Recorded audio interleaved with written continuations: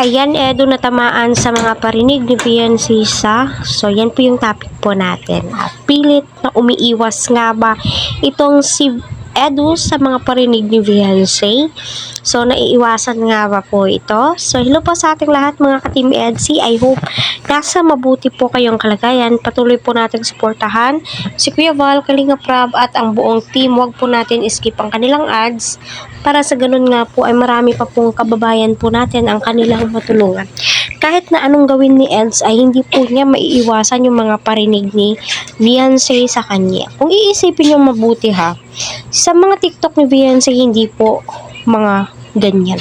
Puro sayaw-sayaw po yung mga TikTok ni Fiancé. Kung napapansin nyo, lately ay tila ba my God, nagpaparinig na nga ba itong si Fiancé? No? Confirm na nga ang kanyang nararamdaman kay Kalingap Edo. Kahit sino naman po, hindi po tayo manhid, hindi po tayo blind.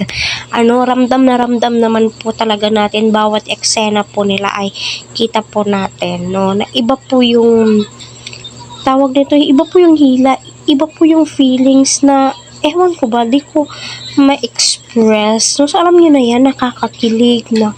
Ang sarap ulit-ulitin. Kasi nga, kita nyo naman po na napaka-natural po nila. Yung titigan po nila, my God, masasabi mo po talagang, mayroon na bang namamagitan sa kanila? Kasi, bakit ganun yung titigan nilang dalaw? Diba? Kasi kung tutuusin, kung ako ang nasa harap ni Kalinga Edo, hindi ko po kaya makipag eye to eye. Lalong-lalo na kapag crush mo yung isang tao. Parang nauuna yung hiya, di ba? Pero kita po natin si Fiancé, di ba? Ikaha ni Kalinga Prab, nangungusap po ang kanilang mga mata. So, totoo naman.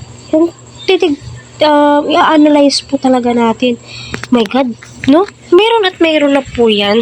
Pero alam naman po natin na baka sabi lang ni Fiancé, TikTok lang po ang lahat ng to. Pero alam naman po natin soon, no? Maglalabas din po yan sila.